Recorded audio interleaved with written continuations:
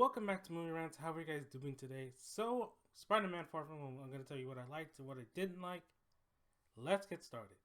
So, what I did like in this movie is Tom Holland's Spider-Man. I feel that he was great in this movie, even more so than Homecoming. Homecoming was about him, like, falling and then, like, having Tony Stark there to catch it, pretty much, and telling him, like, you're making this mistake, you're making that mistake, stuff like that. This one, where he does make mistakes, but nobody's there to catch him. He has to learn on his own without Tony being there, and like since he died in Endgame. And I felt like he had more character growth here and more room to grow as Spider-Man. And I felt by the end of the movie he didn't do that. And Jake Gyllenhaal as Mysterio is just fantastic. The scenes where he puts Spider-Man in his illusion reminded me of the Batman Arkham Asylum where he was with Scarecrow. That was just like really trippy, and to see that on the big screen is just amazing. And the one where he brought Tony Stark back up as a zombified Iron Man suit, I was like, what? I'm like, oh no, man, that's just messed up, dude. Jake Gyllenhaal killed it as Mysterio. Is fantastic. The visuals are just fantastic every time he went to the Illusion World. It's just amazing. The things I didn't like in this movie were like the side plots and stuff like that. Ned and his girlfriend, like that didn't need to be there. It was just unnecessary. It felt like it dragged down the movie too much. I'm like, okay, yada, fine, whatever.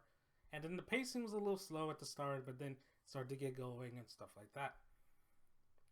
I really thoroughly enjoyed this movie, and the extra credit scenes were just fantastic.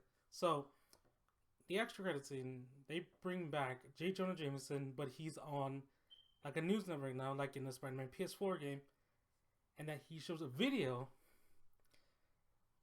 of Mysterio compromising or altering or doctoring a video like of him and Spider-Man fighting to make it look like Spider-Man was the villain and he was the innocent one that came out of it. When in reality, that didn't happen. And now he told basically everybody his name and made it look like he was the bad guy. I was like, what? And I'm glad like JJ came back just for that scene. It was just amazing. It was fantastic. And the other extra credit scene where it's like turns out he was working with the Skrulls the whole time, so Nick Fury just came to vacation, was also just fantastic. It was amazing. The things that I didn't like were like very minimal. Like I said, Ned like and his girlfriend, like the side plot, it was just like whatever. That couldn't have been there. It would have cut out. It would not have changed anything, to be honest. But this one I thoroughly enjoyed more than Homecoming because Spider-Man had more character growth in this one than in Homecoming.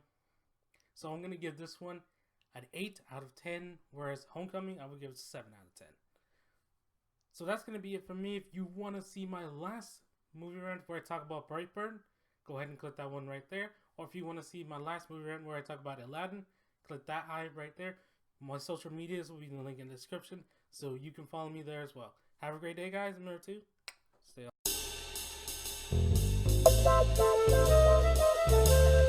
on.